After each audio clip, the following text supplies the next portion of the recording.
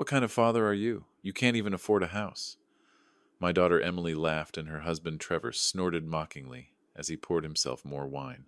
Everyone at the table fell silent, but I just smiled. Their words cut like a knife because I had given everything so that they could live in prosperity. I left the restaurant in silence, but I had a plan in mind. 2 months later, I returned as the owner of their building. The rent had tripled. They thought they had destroyed me, but they were wrong. Before we continue, please subscribe to the channel and let us know where you are listening in the comments. The restaurant hummed with the clatter off plates and the murmur of voices, but the air at our table was thick, like a storm about to break. The soft glow of pendant lamps cast shadows on the white tablecloth, and the scent of grilled steak lingered, though my plate sat untouched. Across from me, Emily leaned forward, her designer dress catching the light, her manicured nails tapping the stem of her wine glass. Trevor, her husband, lounged beside her, his expensive blazer unbuttoned, a smirk playing on his lips as he swirled his Merlot. "You're notating, Dad," Emily said, her voice sharp enough to cut glass. "What's wrong? Can't afford the menu?" The table filled with cousins, an aunt, and a few of Trevor's business friends went quiet. Someone coughed. A fork scraped a plate. Trevor snorted loud and deliberate, pouring himself more wine. Maybe we should have picked a cheaper place. M for Will's sake. I felt the words like ass slap, but I didn't flinch. My hands rested on the table, the fork in my right hand cool against my palm. I squeezed it just enough to feel the metal bite. Emily's eyes, so like her mother's, gleamed with something cruel. She leaned closer, her voice dropping to a hiss. "You've never been a real father, you know that? Just a burden, always scraping by, always embarrassing us." The room seemed to shrink. The clink of glasses faded, and all I could hear was my own pulse. Trevor chuckled, muttering to the guy next to him, "Poor old Will. Maybe a shelter's more his speed." A few nervous laughs rippled around the table, but no one met my eyes.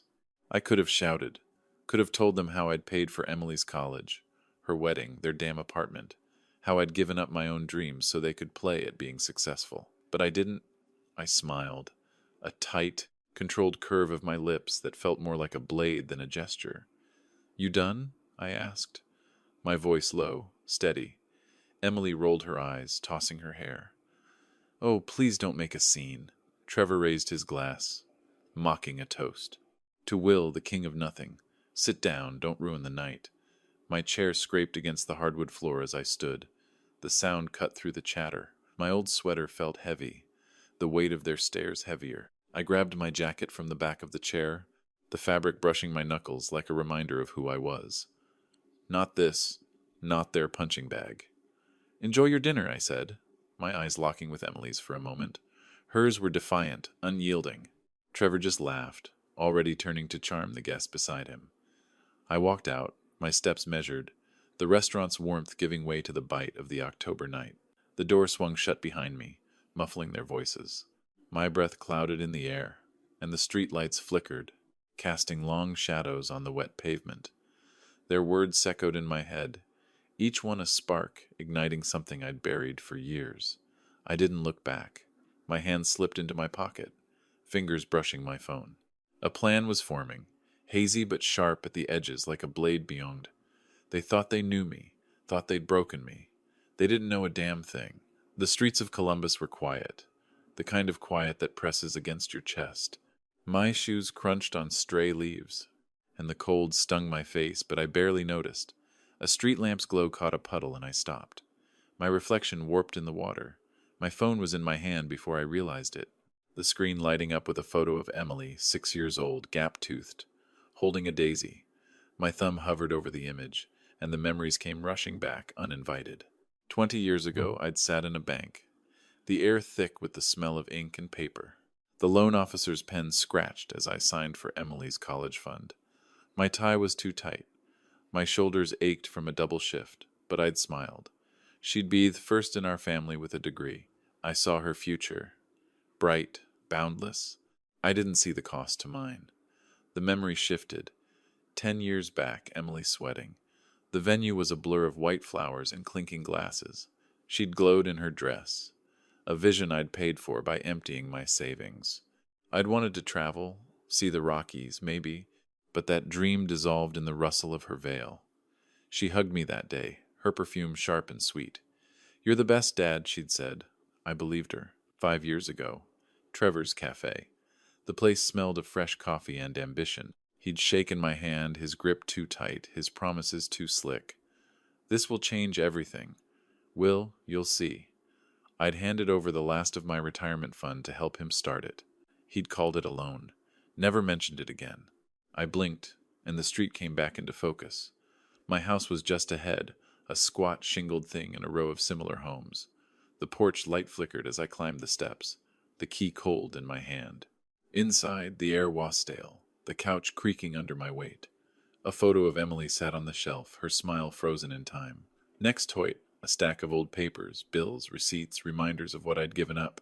I pulled a yellow check from the pile. The ink faded, but legible. Payment for Emily's tuition written in me careful scroll. My fingers tightened around it, the edges crumpling. She'd stopped calling after the wedding. A card at Christmas, maybe. Trevor's Cafe thrived, but my name was never on the lease, never in the story they told. The kitchen clock ticked, each second louder than the last.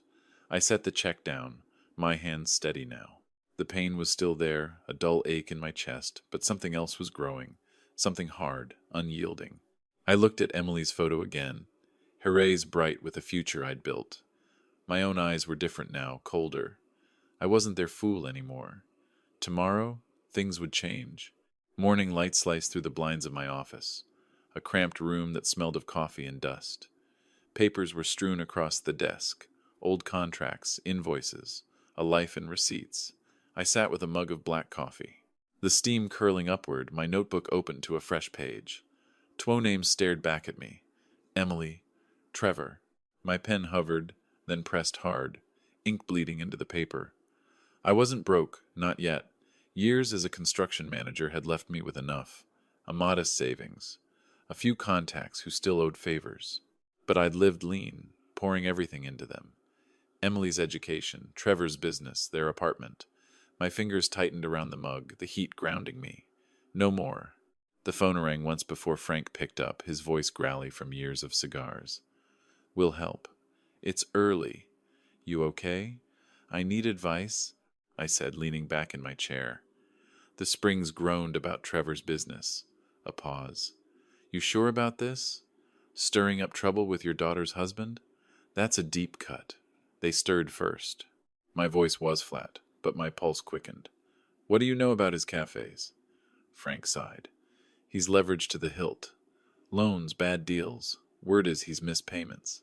You thinking what I think you are?" Maybe I jotted a note. "Debts, lenders, who's he owe? Start with Midland Bank. Guy there. Tom Ree might talk. But will this could burn bridges with Emily too?" Let it burn. I hung up my eyes on the notebook. The plan was taking shape. Rough but real. I opened my laptop. The screens glow harsh in the dim room.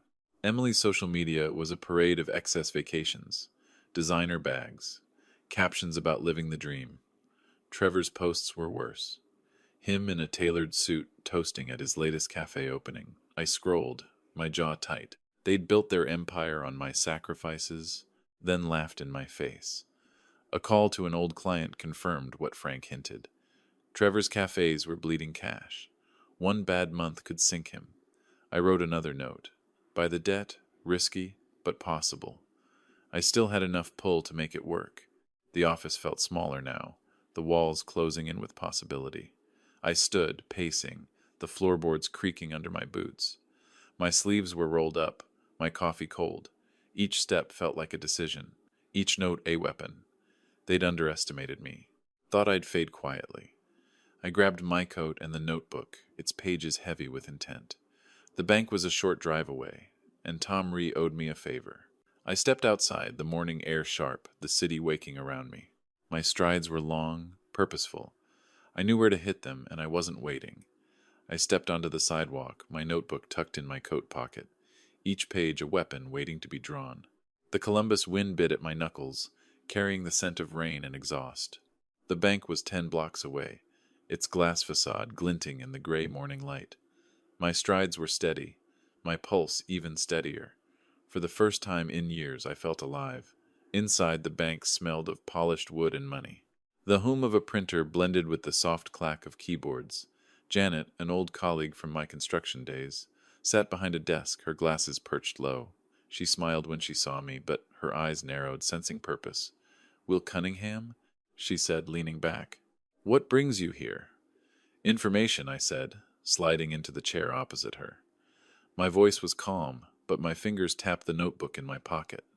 "About Trevor Jones, his cafes." Janet raised an eyebrow, then glanced at her screen. "You're not one for small talk anymore, are you?" She typed, her nails clicking. "Trevor's in deep. 3 of his cafes are behind on payments. Midland's ready to call in the loans."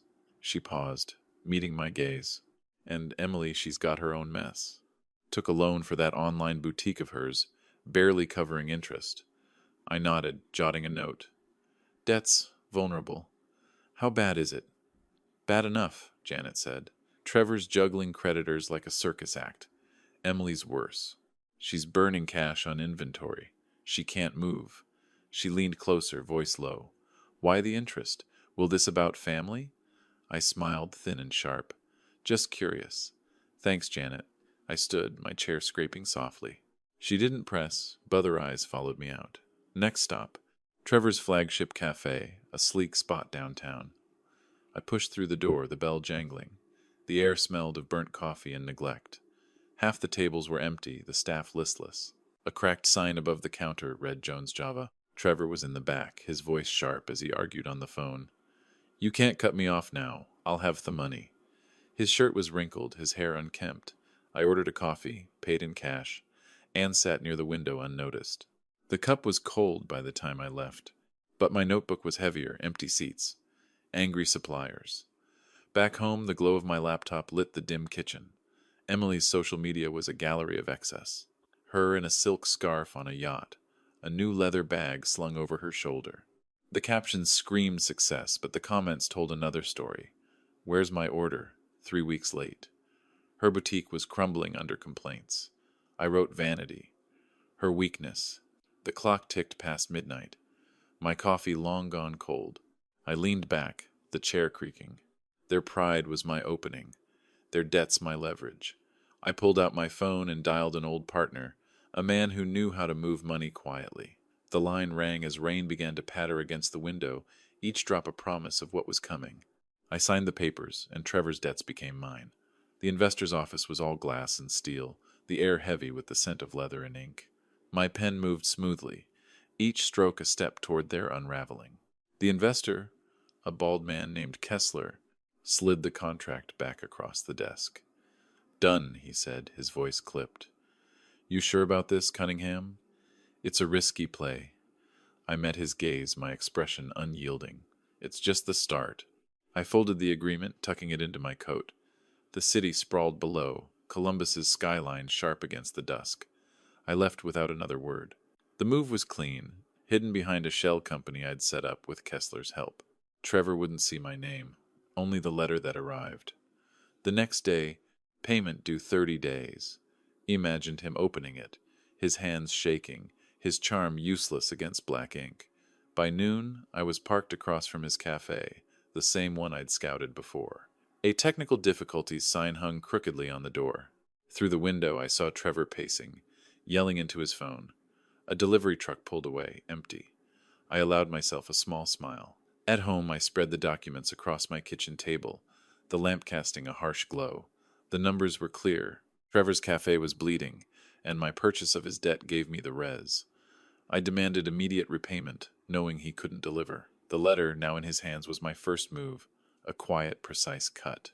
I leaned back, the chair groaning under my weight. Emily's face flashed in my mind, her smile from that old photo in my drawer. Was I going too far? She'd stood by Trevor, laughed as they humiliated me. But she was still my daughter. The thought lingered heavy until I pushed it aside. This wasn't about her. Not yet. It was about justice. The phone rang, the screen lighting up with an unknown number. I picked up, my voice steady. "Yes, it's Jones." Trevor snapped. His words rushed. "This creditor nonsense. Who's behind it? You know something, don't you, Will?" His panic was almost sweet, a crack in his polished facade. I leaned against the counter, the letter still in my hand. Sounds like you're in trouble, Trevor? Maybe you should have been more careful. I let the words hang, my tone calm, almost amused. He cursed, demanding answers. But I hung up, my pulse steady. The rain outside had stopped, leaving only the drip of the faucet. I set the letter down, its edges crisp, and felt the weight of what I'd started. I set the phone down, Trevor's voice still echoing in my ears, frantic, cracking under pressure. The apartment was quiet, the creak of the floorboards loud in the stillness. My hand lingered on the receiver, the plastic cool against my palm. Then came the knock, sharp, insistent. I knew who it was before I opened the door. Emily stormed in, her designer coat flapping like a flag of war. Trevor followed, his jaw tight, reeking off cigarettes and desperation. The air shifted, heavy with their anger. Emily's eyes were red, her voice ablade. "You're pathetic, Dad. Stirring up trouble because you're jealous of us. You think you can ruin our lives." I stood by the table, hands in my pockets, my face a mask. "I haven't done anything," I said, my tone even. "Sounds like you're digging your own graves." Trevor paced, his fists clenched, his blazer wrinkled. "Don't play innocent, old man," he growled. "You've been whining to someone. Banks, creditors, who knows? You're trying to sink me." His voice broke, betraying the fear beneath his bravado. Emily spun toward me, her heels clicking on the wood. "You've always hated our success," she spat. "Living in this dump, clinging to your sad little life. You're nothing, and you can't stand that we're everything you'll never be." Her words cut, but I didn't flinch. I'd heard worse in that restaurant. I stepped closer, my eyes locked on hers. "You built your lives on my back," I said, my voice low, steady. "And now you're surprised, the ground shaking." Emily laughed, sharp and bitter, tossing her purse onto the couch. "You're delusional. Keep your conspiracies, Dad. You'll regret this." She turned to Trevor, who slammed his hand against the wall, the sound sharp in the small room. "Back off, Will," he said, pointing a trembling finger, "or you'll wish you had." His threat was hollow, and we both knew it. I didn't move, didn't blink. "Careful, Trevor. You're not in control anymore." The words landed like stones, and his face twitched. Emily grabbed his arm, pulling him toward the door. She paused, glaring back at me, then slammed the door shut. The frame rattled, the sound lingering like a warning. Alone I exhaled, my heart steady, but my mind racing. Their fear was real now, their cracks exposed. I crossed to the table and opened my notebook, the pages worn from use. My pen scratched as I wrote, each word a step deeper into the plan. Outside, the city lights flickered through the window, pulsing like a heartbeat. I glanced at them, my reflection faint in the glass, and turned back to the page. The city lights pulsed through my window, their glow fractured by streaks of rain. I sat at my kitchen table, the notebook open, its pages scarred with ink. My pencil scratched each line a piece of the plan that would unravel their world. Emily's words from earlier, her venom, Trevor's threats, echoed, but they only sharpened my focus. This wasn't anger. It was precision. I picked up the phone, dialing Ron, an old partner who'd navigated more real estate deals than I'd had years. His voice crackled through, gruff and wary. "Will, it's late. What's this about a building?" I said, my tone steady. "The one at 14th and High. I want it quietly through a shell company." A long pause. "That's a big ask. Expensive, too. You sure you've got the capital? Make it happen." I said, "I'll cover it." I didn't elaborate. Ron didn't need to know the why, only the how. "All right," he said finally. "But this better not blow up in your face." The line went dead, and I set the phone down, my fingers brushing the notebook. The address stared back. Their building, their sanctuary. The next morning, I met a lawyer named Carla in a cafe downtown. The place buzzed with the hiss of espresso machines and the clatter of cups. Papers spread across the table, their edges crisp under the cold light streaming through the window. Carla's pen hovered as she studied me, her eyes sharp. "This is an unusual request, Mr. Cunningham. A shell company for a single property. Discretion matters," I said, sliding a folder toward her. "Can you handle it?" She nodded, flipping through the documents. "It's doable. But why the rush?" Her tone was professional, but curiosity flickered. I leaned back, the chair creaking, timings, everything, She didn't press, and I didn't offer more. By the time I left, the deal was in motion, the papers signed, my signature, a quiet vow. That evening, I walked to their building, a sleek tower of glass and steel in the heart of Columbus.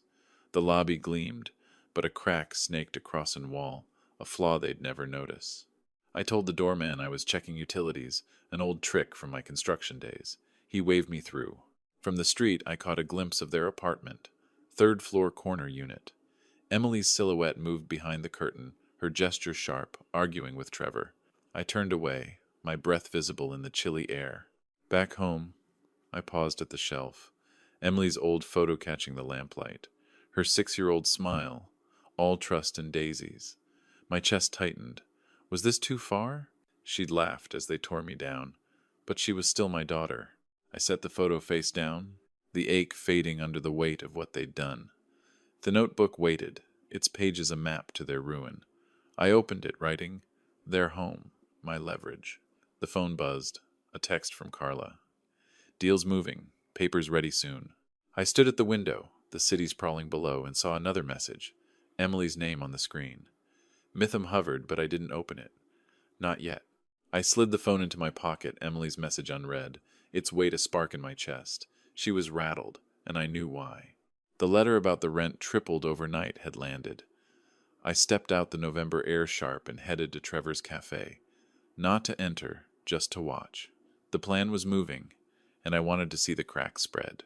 The cafe was a ghost of itself, its windows dark, a closed sign taped crookedly to the door. I leaned against a street lamp, the metal cold through my coat. Across the street their apartment building loomed, its lights winking like eyes. I'd hired a marketer days ago, a quiet deal to boost a rival boutique online. Emily's store was bleeding customers, her social media flooded with complaints, late orders, no refunds.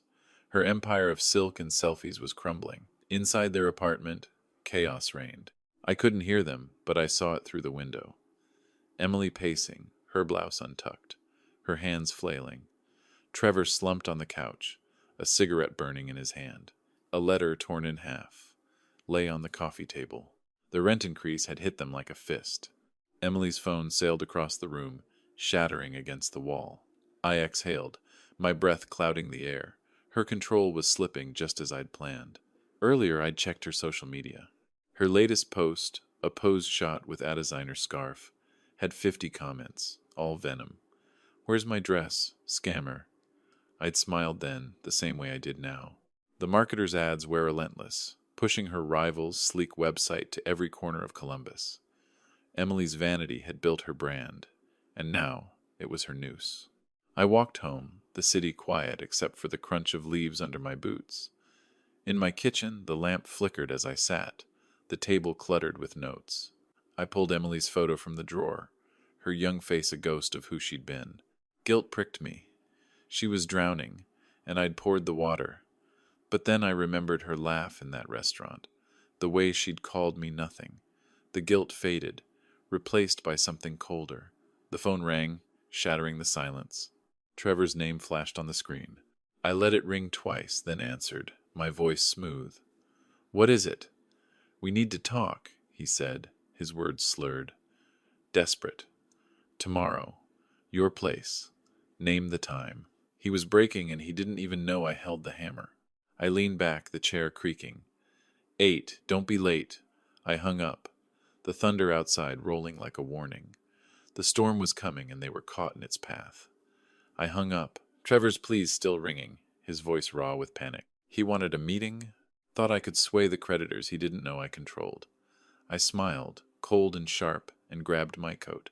The rain had stopped, leaving the air heavy, the streets slick under the Columbus skyline. I knew where he'd be, drowning his failures in a bar. But first, we'd meet at his cafe, the heart of his crumbling empire. The cafe was a shell, its tables bare, the air thick with the scent of bleach and defeat. Trevor sat at the counter, his blazer crumpled, a stack of unpaid bills beside him. The keys to the place glinted under the fluorescent light, a symbol of what he'd lost. He looked up as I entered, his eyes bloodshot. "Will," he said, standing, his voice unsteady. "You gotta help me. Talk to these people. Tell him I'm good for it. I crossed my arms, leaning against a table. You dug this hole, Trevor, not me. My words were ice, each one deliberate. Why should I clean up your mess? He slammed a fist on the counter, the keys rattling. Because your family, you owe us. His desperation was pathetic, his charm gone. I didn't flinch.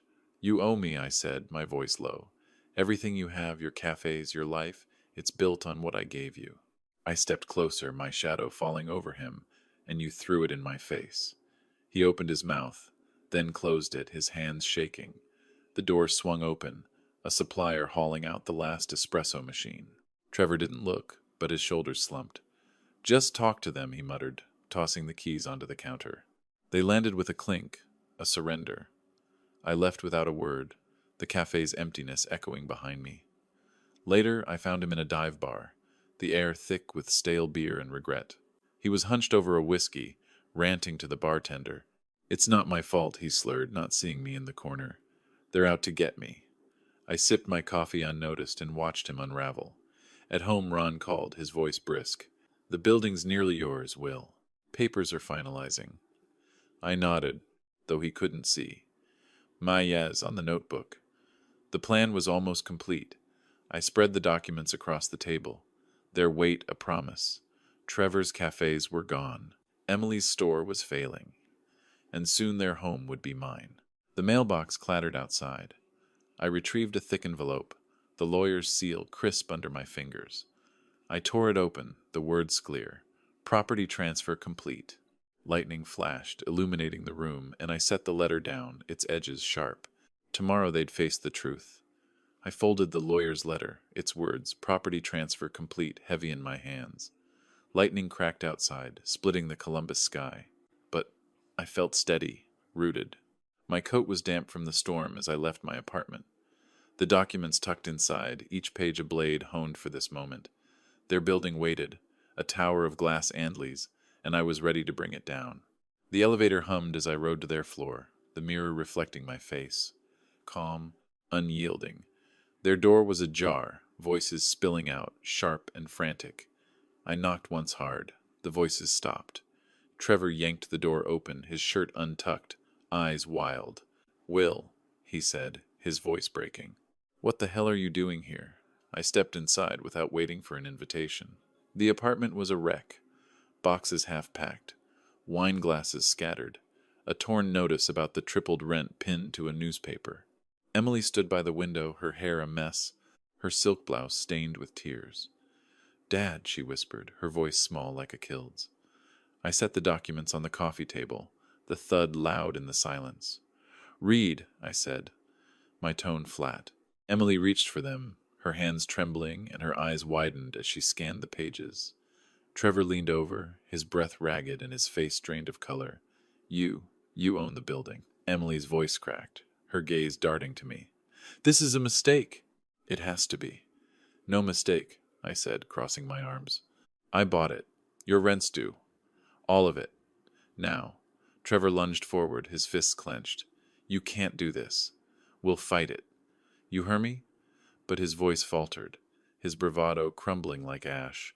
He knew he had nothing left. No cafes, no leverage, no charm to save him. Emily sank onto the couch, sobbing. Dad, please, she said, her words choked. I didn't mean it, those things I said at the restaurant. Remember when you taught me to ride a bike? You were my hero. Her tears fell, but they didn't reach me. Not anymore. You called me nothing, I said, my voice low, steady. You both did. You built your lives on what I gave you, then spat in my face. This, I gestured to the documents, is what you chose. Trevor grabbed my arm, his grip weak. We'll fix it. We'll give us time. We'll pay you back. I swear, his eyes begged. But I saw the man who'd mocked me, who'd laughed as I bled. I pulled free, stepping back. You're out of time. It turned to the door there, please following me like echoes. In the elevator, the walls closed in, and for a moment doubt flickered. Emily's tears, her voice calling me Dad. I pressed it down, my jaw tight. They'd made their bed. Outside, the wind howled, tugging at my coat. I pulled out my phone, typing a note. Fun for the overlooked. The idea had been growing. a way to help those like me who'd given everything and gotten scorn. I slipped the phone back into my pocket, my steps firm on the wet pavement, and headed into the night. He sunk into the chair at my kitchen table, the scent of fresh coffee curling from the mug in my hands. The storm had passed, leaving a quiet that settled deep in my bones. For the first time in years, I felt still like a river finally finding its course. My notebook lay open and I wrote, "Fund for the sacrificed, for those who gave all and were forgotten." The words felt right, a purpose born from pain. I dialed Frank, his familiar rasp, answering on the second ring. "Will, you sound different? What's going on?" "I did it," I said, leaning back, the chair creaking. "They're done, and I'm starting something new. A fund for people like me, people who gave everything and got nothing but grief." Frank let out a low whistle. "Hell, you don't mess around, you really pulled it off. After all, they put you through." His voice held awe, and it warmed me like sunlight after a long winter. "Had to," I said, "for me, for others." We talked details, structure, goals, and by the time I hung up, the idea was solid, a beacon in the fog of what I'd done. The next day I walked to a small office I'd rented downtown, its windows bright with morning light. The air smelled of fresh paper and possibility. A consultant, Sarah, sat across from me, her laptop open. "Your fund's viable," she said, sliding a budget across the desk. "We can launch in a month if you keep the momentum." I nodded, signing the first forms. My pen steady. "Let's make it happen." The act felt like planting a seed, one that would grow beyond me. As I left, a memory surfaced. Years ago, standing in a bank, signing away my savings for Emily's wedding. I dreamed of the Rockies then, of open skies and freedom. I'd let that dream go for her. Now I was free. The weight of her betrayal lifted. The contrast sharpened my resolve. That evening, I wandered through a park near my house, the air crisp, the leaves crunching underfoot. Children laughed on a playground, their parents watching with quiet pride. I stopped, my breath catching. My fund would matter to someone's father, someone's sacrifice. It wasn't just revenge. It was redemption. Back home, the mailbox rattled as I approached. I pulled out a single envelope. Emily's handwriting scrolled across it. My fingers traced the ink, but I didn't tear it open. The weight of her words felt distant, like a language I no longer spoke. I tucked it into my pocket, the house waiting, its warmth, a promise of rest. I held Emily's letter, its edges soft under my fingers, but I didn't open it. Not yet. The walk to my house was quiet, the Columbus evening wrapping around me like a worn coat. The streetlights flickered, casting pool-soft gold on the pavement, and I let my thoughts drift to the years I'd given, the pain I'd carried, the man I'd become. The letter was heavy, but my steps were light. At home, I set the envelope on the table, the wood creaking as I leaned against it. The neighbor, Tom, had caught me earlier, his voice low with gossip. "Saw Emily and Trevor," he'd said, shaking his head.